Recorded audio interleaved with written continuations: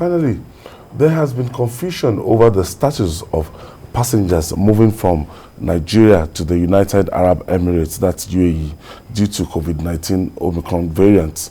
Now, according to reports, the UAE has stopped foreign airlines from flying Nigerian passengers into the country. As such, airlines like Ethiopian Airlines did not fly UAE-bound Nigerian passengers. Jide, this is getting interesting, but the recent information I got was kind of rapprochement between the federal government and UAE, and airpeace, they're waiting for their letter. I think they've increased their allocation, the number of time they will fly on a daily basis. But let's talk about this ban, because if I'm going to the United States now and I take Qatar, I'm from Nigeria, from Lagos here, I want to stop over in Doha, that means I will not be able to make my way from Doha to the US. I don't understand. Their directive is clear. Don't bring Nigerians or people carrying Nigerian passports to our airports. Because you see, for 9 months we had our issues with Emirates. Emirates as an airline belongs to the state, belongs to UAE. That is their national carrier. And they've done everything possible, including brushing aside good business practices just to give Emirates an advantage over others. This is what they've done over the years. They make Emirates, who sometimes charge lower than other airlines because they get subsidized by the country, by the state. So they've done everything to strengthen Emirates, make Emirates stronger. These same Emirates, Nigeria once donated aircraft to this Emirates airline. I have over 6,000 now. That's in the 70s. When that country was nothing and Nigeria was prosperous, we had Nigerian Airways, we had plenty of aircraft. There was a time when Nigeria already had dozens of aircraft. Emirates had only 3. So today, Emirates is in a big position of strength. UAE as a country, their own people used to go to Lebanon to enjoy life. They then told themselves, why should we go and be spending money to build another country when we can build our own?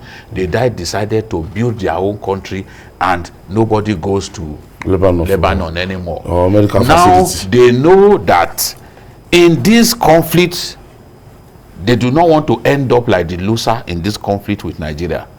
This whole thing, when it began and they said, okay, they are introducing extra tests for Nigerian passengers, it must have been because they felt that, look, they could not trust tests conducted here, and they are not going to endanger their own people. Yes, making Nigerians to do extra tests was discriminatory, was not bad. Was not good enough. But the way we then handled the thing, we fought them, and for 9 months they said they would not agree. They refused to fly into Nigeria. Now, after we resolved the thing, because we still do not realize that the country UAE will do everything to ensure that Emirates does not have any form of competition. We do not realize that is in their DNA, is their permanent policy. When we decided that, okay, you can come back, we are giving you 21 frequencies. 21 frequencies. We then expected that they would reciprocate that gesture by our own earpiece to also benefit in similar fashion. But when we saw that they gave us a very short end of the stick, we then decided that, okay, from now, we asked for 3. from now, we will give you just one landing, and that is Abuja, one landing in a week. Emirates and the quantum of passengers from Nigeria that it carries Go to Dubai, in and out of Dubai. cannot allow you to tell them that they will land just once in a week. No. They will prefer The that. number of Nigerians in Dubai. See, To and fro. you know now, you know where the, when we now, you see, when you start a game and you are not prepared to back down, you must be ready for the consequences. In their own case, this is brinksmanship that they've now come to do. Now said, okay, no problem. At that time, when we had this 9-month face-off with them, people could fly into Dubai through Qatar, through Ethiopia, you know, through Kenya, all kinds of airlines. They now, but now, to make sure that it hits us, they now said, okay, all of those airlines, don't bring anybody carrying Nigerian passport to our airports. So it is the country now that is really showing you that they want to fight. You get the point? So now we are saying, okay, the threat to do reciprocity against Argentina, against UK and other countries, Saudi Arabia, we are now saying, okay, we are holding on a little bit. We want to see whether those countries, this is sometimes, if you are not sure that you will be forced to back down, you better not start a fight. You better not, because you know what, a lot of our people, even the big people in government who go to Dubai for medical checkup, they will not be able to come because they are going to extend it to visa applications and all that. If Nigerians are not allowed to fly into Dubai, why are you applying for their visa? So now the people in government too have seen that this thing will affect even those going for medical tourism. Medical tourism, it will affect them. There are people who have hotels there, Nigerians who have property business over there. They made it like their own first home. They are the ones who will face this hardship. Now we are saying, okay, we have started. I like what the Secretary of Government Federation said, that we have begun talking with them. You know, let's sit with these people and resolve some of these issues. It's not every issue that should end up in this manner, because we are long-term friends, long-term allies. We even have agreement with them in terms of fighting corruption and all that. Were they not the same people who leaked the list of Boko Haram sponsors to us? So we must always remember that these are not people that we should just fight head-on like that, because they also have their value. Definitely, it's looking as if at the end of the day that we bear the brunt more. Well, fire for fire cannot solve the problem, because we are not in a position of strength. The diplomatic option which they have started taking now is what they should. Although they also said that previous talks have held a stalemate, but at least you still need to continue. But this is a lesson to us as a country. Some of these countries that are now acting like they are so big were not like this before. They built their country. South Africa now looks down on us. There was a time that we were the giants of Africa. Yes, now. Ghana now looks down on us. There was a time that we were sending people away we were sending people out, Ghanaians out of Nigeria. Yes. Now they are sending us. Because we don't even look at the way we manage.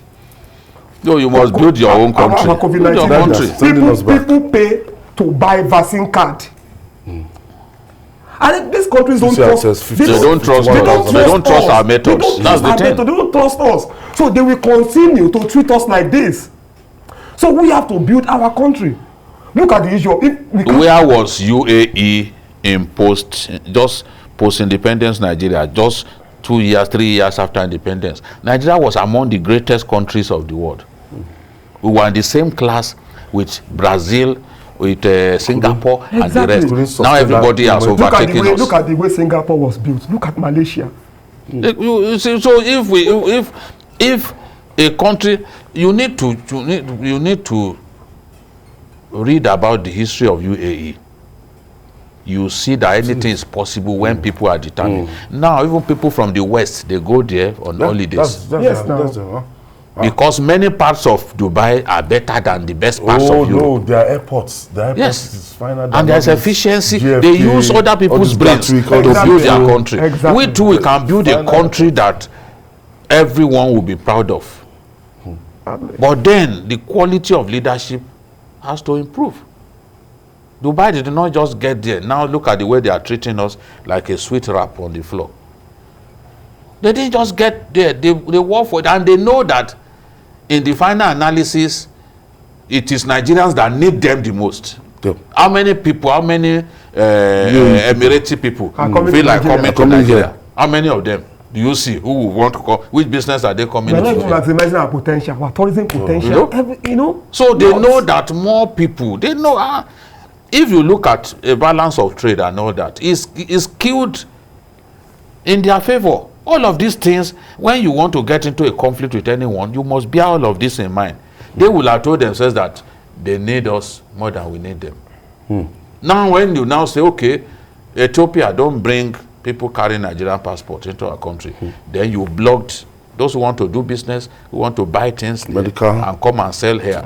So you blocked their opportunity. So there is no way that we want to sit and negotiate again. Okay, I have Austin from Enugu. Thank you for joining us, Austin. Okay, good evening, sir. Good evening, Austin. I'm Oga Babajide. Good evening. Good evening, I agree to. Please, there is something I want to say. Now, it has to do with our own leadership. Now, you guys are the journalists. You are the people's mouthpiece. People listen to you. Like this program you are doing has been watched worldwide. Now, in this area of leadership, how do you begin to re-engineer the mind of Nigerians? Because people listen to you. Whatever you say, they listen to it. Now, we have 2 years or less than 2 years to another election. What kind of leaders are we bringing up? This is the time for you to start to set the tones right. We need to re-engineer the minds of Nigerians. Yes. For them to be more enlightened and aware that this is the kind of leadership we want. Okay. Because if you want to get the people that are coming up for election these days now, if you take the same old people, the same set of people from 1990, from Obasanjo, General, the same people now. Are you saying Obasanjo too wants to contest? But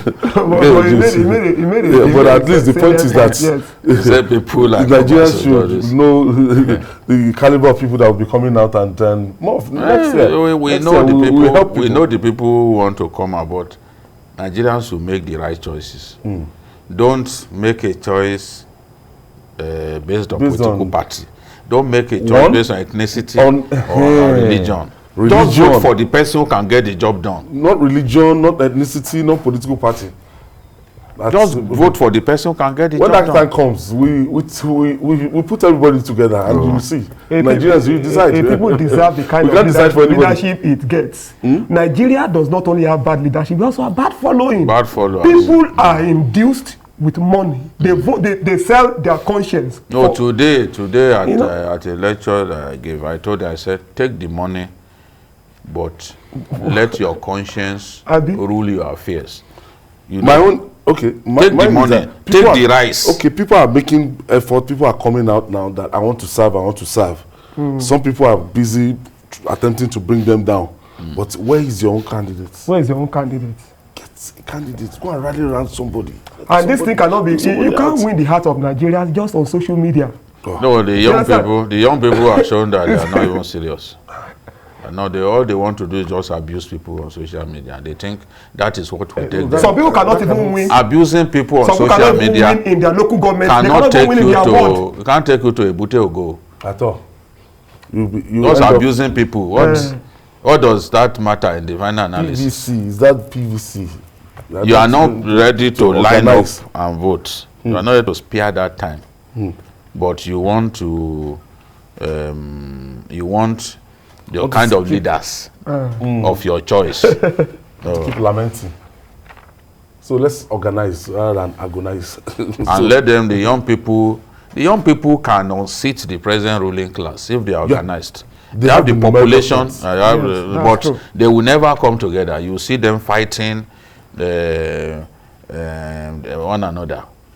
You see the Showores fighting the motivational speaker. Fela Drotoye too. I mean, they couldn't even agree among themselves. Yes, I said even I moderated Felabration debate where they were invited. Speak. Invariably, I lost control of the debate because they were busy abusing one another. And they want to take over the country. Now I'm disappointed. You are worse than the people that you criticize. If you can't even respect one another, you young people. And organize. And they couldn't come up with an individual. Yes, they couldn't come up with an individual. And we see countries now. Young people are presidents now in many countries of the world. In our own case, we are not united. You are giving the old ruling class the leeway to continue to run your affairs. Later on, you sit on social media and be abusing people. All right, Paul Dada, thank you for your contribution. You're welcome. And BKO, thank you for your contribution.